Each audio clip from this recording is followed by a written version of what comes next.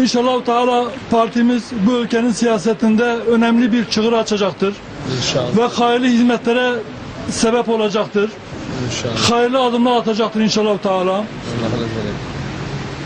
Yine bu ülkenin sorunlarının parti programımızda belirtmişiz. Parti programımıza belirttiğimiz şekilde bu ülke sorunlarına çözüm üretip inşallah Teala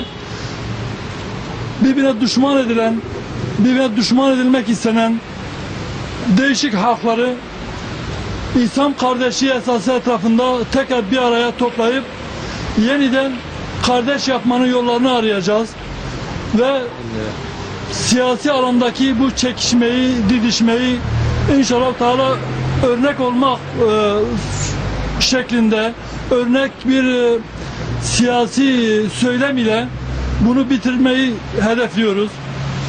Allah Teala tekrar cümlenizden razı olsun. Hepiniz tekrardan başım üstüne geldiniz. Allah'a emanet olun. Allah razı olsun. Sağ olun.